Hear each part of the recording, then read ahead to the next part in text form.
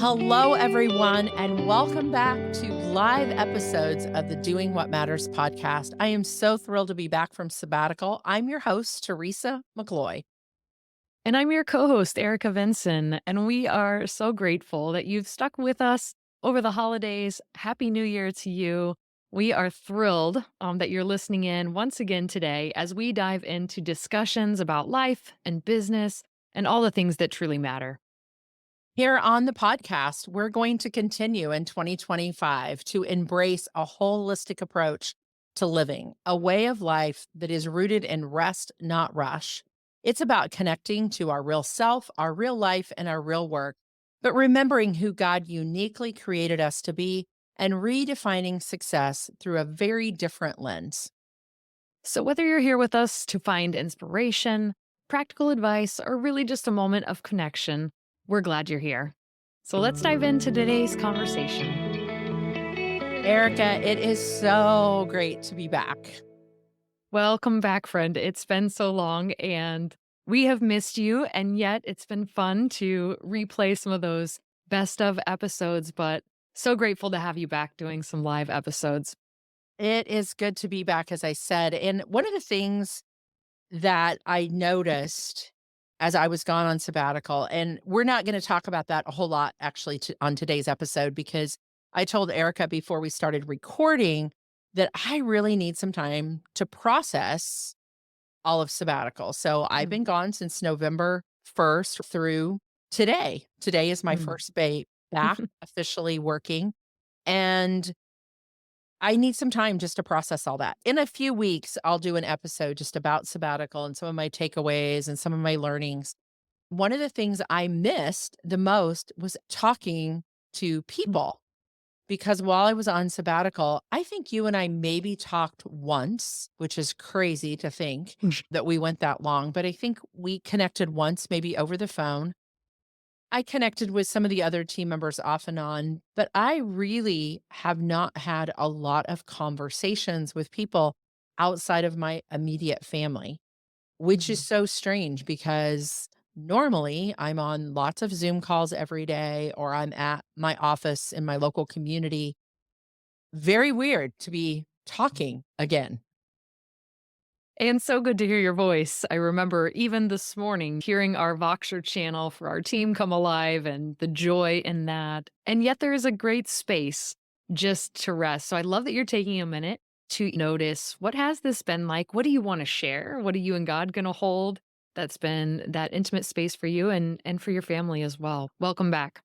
It is good to be back. And ever since I've done the podcast, which is another thing I will say, we are starting, I believe, our sixth year. I should have looked it up for sure. It might be our seventh. I think I've had the podcast now for 6 years. January was when I started it, very first episode. Mm. It always feels a little bit different, even coming back from a holiday break to dive back in. I know our team has been off for a couple of weeks and haven't had a lot of connection back and forth. So anytime you return from something, there's things that you carry forward. And if you'd be willing to go down the road, what I wanted to talk about today was a process that I do every year between Christmas and New Year's. It's a little bit bigger process than the real life process, a little bit Mhm. more in depth.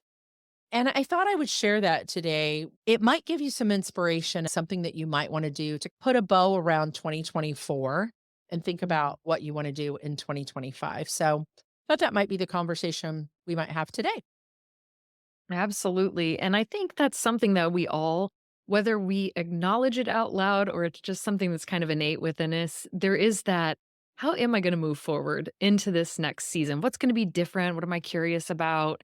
What am I carrying forward? All those types of things. So, yeah, share with us a little bit about the process because this is something that you've been working on and seasoning for years. It's not like you have to redo the whole thing every year. But what's that like?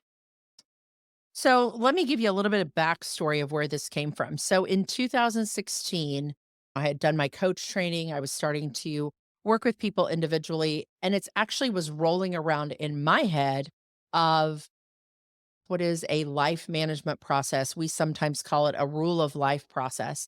I was doing a lot of reading and investigating what was out in the market. One of the books that I came across, and it actually sits on my shelf most of the time because it has just meant a lot to me, was a book called Living Forward. It's an older book, it came out in 2016. It's actually called Living Forward, a proven plan to stop drifting and get the life you want. Might Mm. sound familiar to some of the things we talk about with the process. It's written by Michael Hyatt and Daniel Harkavy. Michael hasn't done a lot of co-authored books, but I was a pretty good fan of Michael Hyatt back in the day. Still follow him some in what he does. He has all the planners and all the things now. Him and Daniel both have this background in self-development. Daniel has a separate business than Michael. They wrote this book together, and crazily enough, I had just bought it. This is quite a while back, almost 9 years ago now. My daughter wasn't married yet. She was working actually cutting hair as what she had gone to school for, and she had a training that she wanted to go to in Ohio. I don't know what she was, 18 or 19 at the time, and I'm like, "You're not going all the way to Ohio by yourself, staying in a hotel." I said, "I'll go with you." So I took this book and I went. Even at that point, I was like, "I just wanna go through this whole entire book step by step. I'm gonna take these 2 days while she's at this training," and I put myself in the hotel room. I can still remember, if you ever have this where you can visually still picture yourself being somewhere, I can remember sitting at this desk in this hotel room, going through this book step by step and finding so much benefit in it. And I did it in a Word doc and created it there. It has become this living, breathing document that I have added to, and it really had some influence on how the process ended up developing and some of the things that I ended up putting into the process that I felt could be done a little bit differently, align a little bit differently, but could be useful. So, just a backstory. It comes from this book, basically.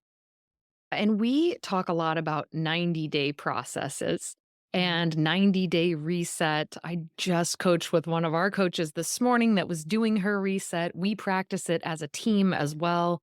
And yet, this process that you're talking about with Michael Hyatt and Living Forward really has expanded some of what you've done. And so, what are some of the things that it's helped to expand for you? Some people would be creeped out by this, but you're actually writing your eulogy. And I remember the chapter on that. You're writing like, what would I want people to say about me when I'm gone? Now, I'm a real legacy person. I don't know if you and I have ever talked about this. I love that idea, part of my personality, part of my Enneagram, but I love that idea of knowing that I want to leave something that would be beyond me in this life. Part of probably why I wrote a book, have developed the process that we use Yeah. and all of that. I don't know if you relate to that at all, but this idea of writing a Yeah. eulogy is a crazy one. Yeah.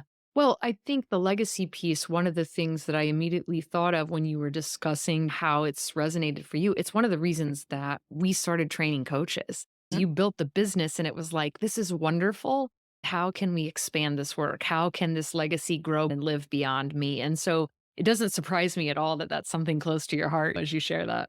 I remember when we would have those conversations, and we realized pretty quickly once the process was developed that our small team, which was just you and I, was not gonna be able to go any further than the few people we could reach. Mhm.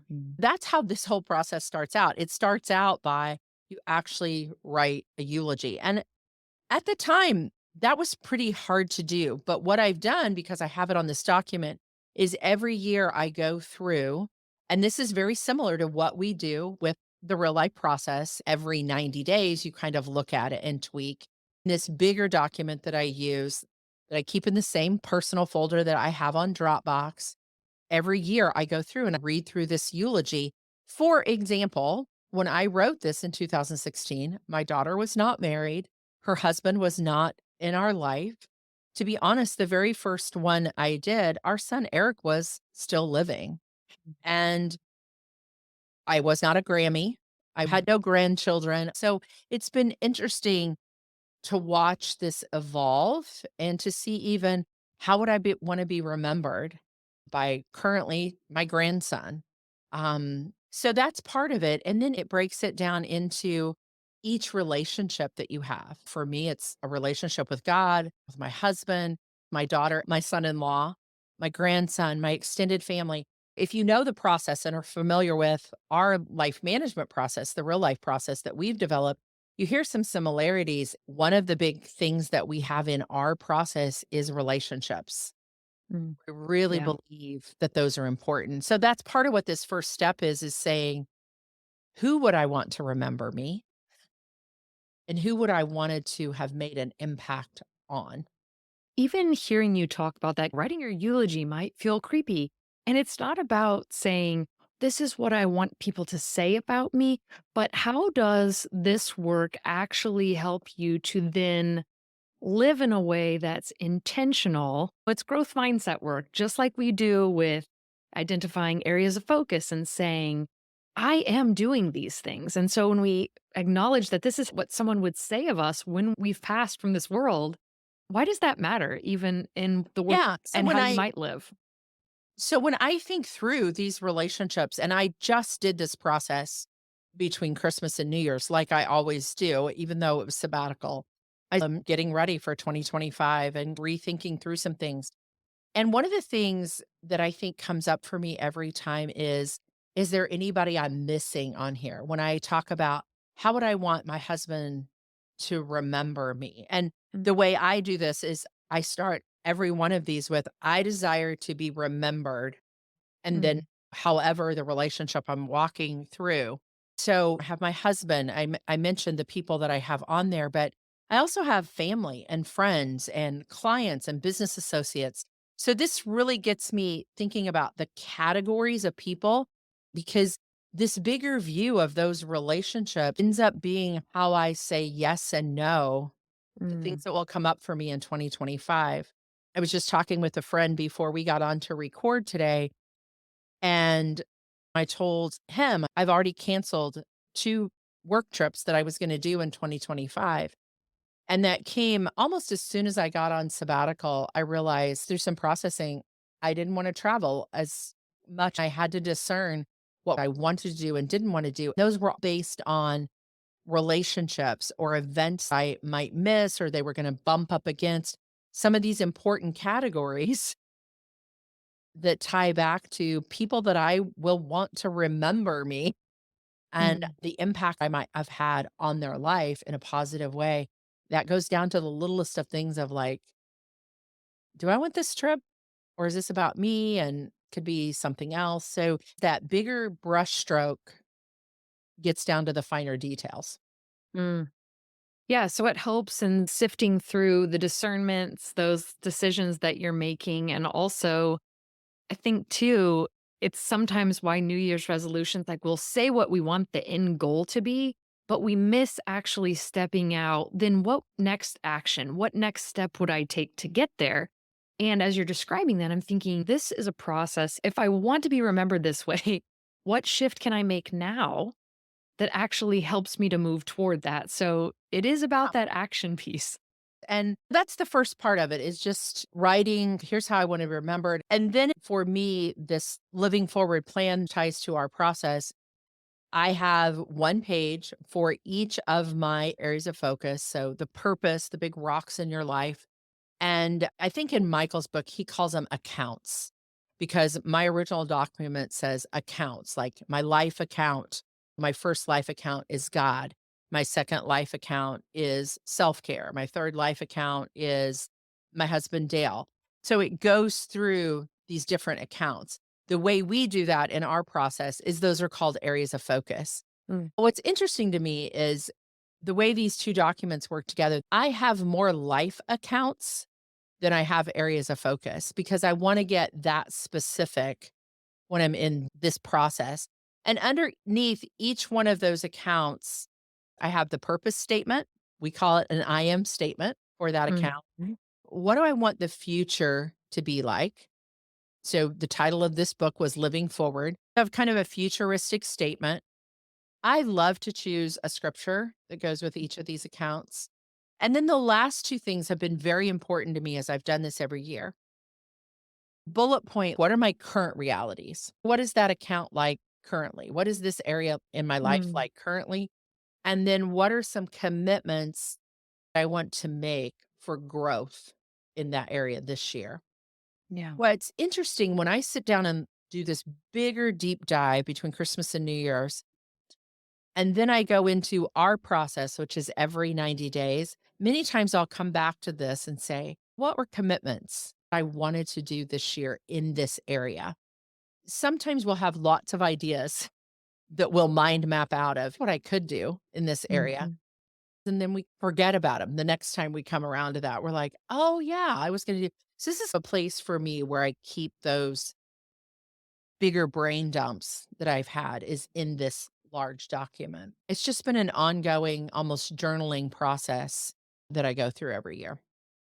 And it sounds like also a place for some personal accountability, Mhm. also for celebration as you're thinking about where you've been and how you're moving forward. So there's lots of opportunity when we're willing to actually put language to it and keep it in a place where we can do some type of reflection, whether it's auditory or written in a journal form or a specific document. But there's something to that differently than just allowing it to be a thought that we move past so quickly. And I keep a lot of fun things in this document as well. Some people do this in a journal. I have just found doing it in a digital form can still be living and breathing, but it's a little more organized to me. I can type sometimes faster than I can write. And it can be with me anywhere because once if I Mm, put it in Dropbox or Google Drive, I have some fun things in there like I want to visit all 50 states. I have a list of all 50 states. One year I decided, if I want to visit them, I'm just going to make a list and highlight in red the ones I've been to. And by the way, it doesn't count if you just landed there at an airport. It's like you really, went and saw something there. And so I have a list of countries that I've been to, events that were important in that year. We also have another tool that we work with, our One Life Maps. And in that tool, you can pencil in the highs and lows of years and different things. mm. This is just another way of saying, what happened in 2024 that I want to remember? I went back through my calendar, which is a digital calendar, and I looked at each month, spent some time looking at the monthly view, and oh my goodness. I had forgotten, like, I went there in January, or our grandson celebrated his first birthday in June, and we did the party here on the farm. I wrote that down as a significant event Mm, that happened in 2024. Just yeah. looking at my calendar, I could capture, like, wow, here's 20 or 25 things that were important to me last year. Not only is it a gift that keeps you on track, right? That you can come to and revisit, celebrate, be challenged by, continue to set intention. But I can also imagine that that being something that I think about Annika someday, reading that and seeing your thoughts over the years. What a gift. So often we dig for those things Yeah. and go, what's the story here? What was Or we the. tell our friends to burn our Yes. journals because we don't want anybody so I will say Uh, that about this yes. document. I have not put anything this is a document that I would be Mm, okay with my daughter reading, or yeah. I think I shared it with you years ago and Yeah. you read through it. 16 Had pages. yeah, it's 16 pages, by the way, because it grows every year. Mhm. Because every year I do a page around, that year. I keep things like my word for the year in this document. So I have each year, what have I chosen as my word? Was there a graphic that I created around that? Some of my goals and dreams. But I wanted to create something that I would be okay with somebody seeing and Mm, reading. yeah. So many times we keep a journal, and our friend Terry that passed a few years ago, she was like, first thing y'all got to agree to do when I'm gone is burn my journals. I don't want to create something that somebody feels like I got to get rid of. I wanted to create something that somebody would read through and see what values and matters to me and how I was intentionally trying to live life. Well, and if someone has never been accustomed to doing something like this, what encouragement would you give them in just getting started? That's a great question. And I think, to be honest, I would recommend, I know it's an older book. but I would recommend Living Forward for somebody to read just to get some ideas. And then the second book I would recommend picking up is actually my book, Do What Matters, which has our life management process. Living Forward is this big, expansive, wow, I've never thought about my life in this way before. And then partner that with Do What Matters, which is a great read for the new year or a reread for those who've already read it, and go, okay, now I can put this into action and I have a plan of how I would live it out in our 4-step process. So that would be a step that I would say is pick up one or the other of those books and just dive in. And then I would say along the way, pick up some other tools. We have things like the life maps. We have a needs and values assessment. We work with the tool of the Enneagram, both Erica and I, and many of our coaches. Dive into some of those other tools. I've been doing this a long time. And I've been reflecting a lot as I've been on sabbatical of all the tools, all the things that I've been able to grow, all of them add another layer of this work. So don't be discouraged if you don't have something like this or haven't done it. I wanted to share this episode to say, this has been so valuable to me. My Mm. first year, I've saved every one of them separately in a file and renamed them. My first year looks nothing like it does 9 years later. It's a fun journey to go back and reflect and also look forward. Absolutely. And it gives us a different perspective because the living forward, that document is really like kind of that big picture, like 16 35,000 foot. pages. Yeah. Not front and back for those of you who are Friends fans. It's Yeah. just one-sided, but Yeah. it and I know that's 18 pages for those of you who are Friends fans that are like, that's the wrong Oh, are reference. we But gonna do Friends shout outs this year?